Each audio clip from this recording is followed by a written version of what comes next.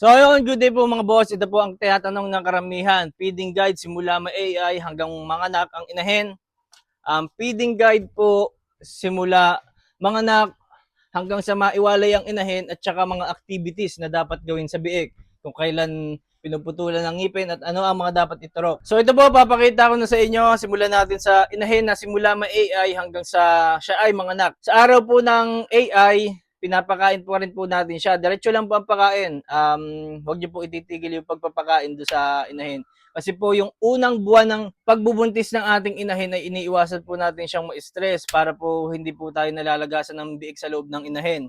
So para hindi rin po umuunti yung anak ng ating mga inahin. Iwasan po natin siya ma-stress. So papakainin pa rin po natin siya sa unang araw. So ito po day 1 to day 60 or yung unang buwan ng kanyang simula ma-AI. Ang pinapakain po natin ay 2 kilos to 2.2 kilos per day lang po.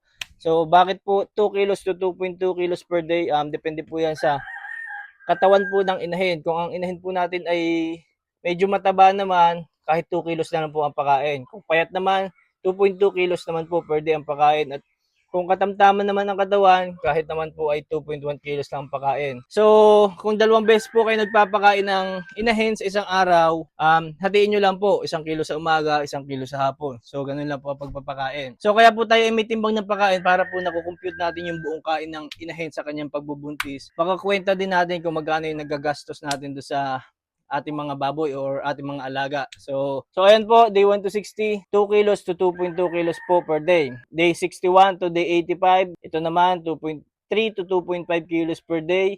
Day 86 to day 111, 2.8 to 3 kilos per day naman po ang pakain natin. So, day 112, dyan na po tayo magsisimula magbawas. 2 kilos na lang po per day. Day 113, 1 kilo per day na lang. At day 114, due date na po niya, may pakain pa rin po tayo, pati sa araw ng overdue. Papakainin pa rin po natin. So, sa due date, half kilo na lang po ang pakain, kahit ma-overdue, half kilo lang po ang papakain natin din. Para po, may energy pa rin po yung ating inahin at hindi po sila manghina. Para po, pagka sila ay nanganak, hindi sila magaya do sa ibang inahin na pagkakatapos mga anak, halos hindi magkambangon yung ating mga inahin. Dahil po hindi natin pinapakain sa araw ng due date, tapos po ay kung na-overdue pa yan, so hindi pa rin pinapakain, so mawawala ng energy yan. Kailangan po ng energy niya, kaya pwede pa rin pong pakainin yan. Kung half kilo lang po pinapakain natin, so 1/4 sa umaga, 1/4 sa hapon. So ganun lang po hindi man po nakakasamain doon sa mga inahin natin kung pakainin natin sila kahit due date. Tsaka po ang tubig, anli lang po ang tubig palagi. Tapos naman, kung ano naman ang tinuturok natin sa inahin, pagka siya nagbubuntis, hindi po tayo nagbabaksin habang buntis ang ating inahin. Ito lang po ang tinuturok natin sa ating inahin pagka po siya nagbubuntis. Day 85 to day 99, iron lang po ang binibigay natin. So, kaya po day 85, ito po, simula day 85, pwede po tayo magbigay ng iron. At depende naman po sa sitwasyon. Basta po hanggang day 99 ang pagbibigay natin ng iron. So, day 100 ay purga naman. At day 101 sa kasunod na araw ng pagpurga natin ay vitamins naman ang ibibigay. Pero pwede rin po pagsabayin yung purga at saka vitamins. Yung dosage naman po ng iron ay kung gaano karami. So, depende naman po yan sa iron na gagamitin nyo. Basahin nyo lang po doon sa bote, may nakalagay naman po yan kung gaano karami ibibigay nyo doon sa inahin. So, tingnan nyo lang po, magbasa lang po kayo. Tapos yung purga at vitamins, ganun din po, palagi pong nasa bote nakalagay kung gaano karami ibibigay natin. So, yun lang naman po para dun sa inahin natin simula may AI hanggang sa mga anak. Huwag niyo pong kalimutan pakainin pa rin kahit due date na or overdue para po may energy at sa pagkatapos niyang mga anak ay nakakabangon na agad siya kinabukasan. So, ganun lang po ginagawa natin. So, kung day of farrowing, yung araw ng panganganak niya, wala pa po tayong ipapakain. Tubig lang po, only tubig lang po ang natin gagawin. So palagi pong importante yung tubig sa ating mga baboy para po ay halimbawa kung sila ay napapagod habang nanganganak ay nakakainom din naman po sila ng tubig para po hindi din sila hinihingal habang sila ay nanganganak. So wag niyo pong tatanggalan ng tubig yung ating mga baboy kahit anong stage po, mapabiik man, patiner or dumalaga at inahin, wag niyo pong tatanggalan ng tubig. Tsaka po, panatilihin po lagi malinis yung tubig ng ating mga alagang baboy. Sa unang araw naman po, halimbawa po ng anak yung ating inahin ngayon, so wala po munang pakain, tubig lang, kinabukasan na po natin papakainin yung ating inahin. Kung kagabi naman po ng anak, so kinaumagahan, pwede naman na po natin pakainin. Ang pakain lang po natin ay 1 kilo lang po per day. So, half kilo sa umaga, half kilo sa hapon. Sa ikalawang araw, 2 kilos, ikatlong araw, 3 kilos. So, dagdag lang po tayo ng 1 kilo every day. So, ganun lang po ang gagawin natin. Dagdag lang po tayo ng 1 kilo every day. At kung ang inahin naman natin ay may 7 biik pataas, so sa 4th day, ang papakain po natin ay 4 na kilo. At kung ang inahin naman po natin ay may 6 na piglets pababa, so ang kain lang po niya ay normal na kain po ng inahin ay 2 kilos. So 2 kilos lang po ang pakain sa inahin. Plus po 0.3 kilos per piglet. Halimbawa po ang inahin natin ay may 6 na biik. So 0.3 times 6 lang po ang idadagdag yung pakain.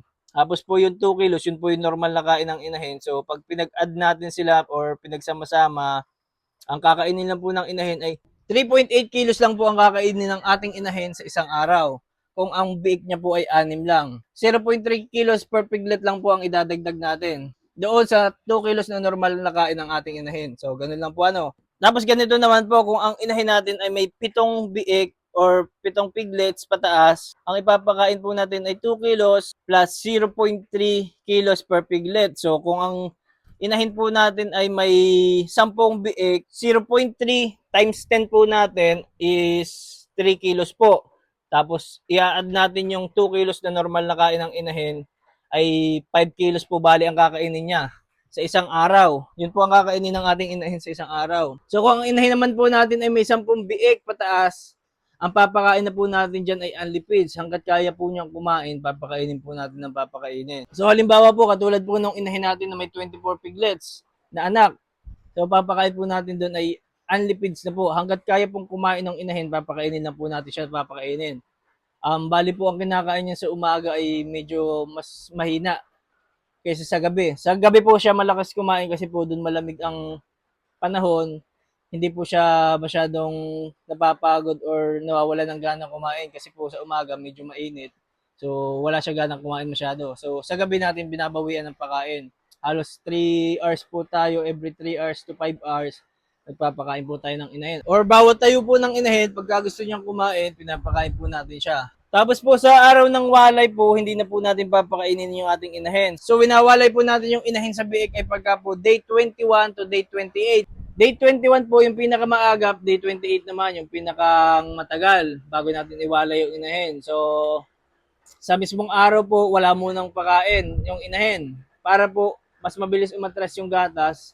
Tapos doon na rin po tayo magbibigay ng purga at vitamins. Sabay-sabay na po lahat. Tapos po niyan, lactating feeds pa rin po ang ipapakain natin sa inahin kahit po sila ay mawalay. Magpapalit lang po tayo ng gestating feeds kapag po sila ay nasumpitan na or na-AI na. So, ganun lang po ang ginagawa natin. Para po mas madaming nutrients yung nakukuha nila dun sa lactating feeds. So, mas mabilis po maglalandi yung ating inahin. Tapos, binigyan pa natin siya ng vitamins A, D, E plus selenium. So, mas mabilis po maglalandi yung inahin natin simula nung mawalay natin siya. Sa biik naman po, ang gagawin natin ay ganito naman po. Day 1 to 3, nagpuputol po tayo ng ngipin at buntot. So, bibigyan na rin po natin sila ng antibiotic para po antibacterial, hindi po ma-infection yung biik natin kung sakaling putulan natin ng ngipin at buntot. Iron injection, binibigay rin po natin sa day 3 nila. So, kaya po yan ay day 1 to 3, depende po sa sitwasyon. Hindi po agad natin sila pinuputulan ng ngipin at buntot. Sa mga day 1 pa lang, kung ang inahin naman po ay okay na nagpapadede at hindi nasasaktan sa pagdede ng mga biik. Kahit sa day 3 na po yung pinakamatagal, tapos sabay na rin yung iron doon, puputulan natin ang ngipin, buntot, tsaka bibigyan natin siyang antibiotic. So day 5 to 10 naman, pwede na tayo magkapon, tapos pwede na rin po tayo magturo ng pagkain sa day 5 ng ating mga biik. So mas bata po yung ating biik, kung kakapunin natin, mas mabilis po gumaling ang sugat. Tapos po niyan, antibiotic po ulit para po hindi ma-infection.